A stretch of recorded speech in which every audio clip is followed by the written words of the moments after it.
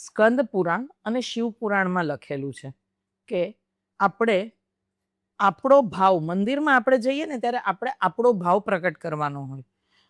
લગભગ દરેક મંદિરમાં, શિવ મંદિરમાં લોટો અને નળ તો હોય જ, અને તમે બહારથી સીધા જ આવી અને મંદિરે જાઓ અને જળ ચડાવી દો તો એ તમે જળ ચડાવવા પૂરતું ચડાવ્યું, યા તમારે ઓફિસે જવું છે એટલે હું સીધો જળ ચડાવી અને પછી વયો જઈશ યા વહી જઈશ.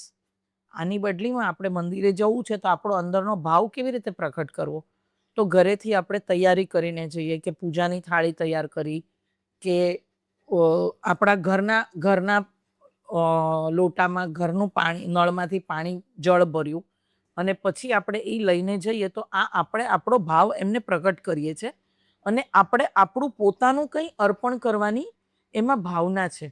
હા, બાકી હવે જીવન બહુ બધાનું ફાસ્ટ થઈ ગયું છે, દોડતું થઈ ગયું છે, સમયની અભાવ છે, એટલે મંદિરમાંથી લોટો લીધો, મંદિરમાંથી જળ લઈને ચડાવી દો તો એમાં કોઈ પ્રોબ્લેમ નથી, કોઈ નુકસાન નથી.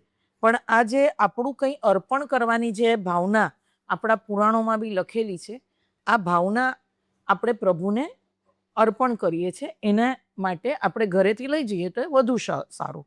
બાકી જેવી સગવડ એવો ધર્મ કરવો, એ તો છે જ.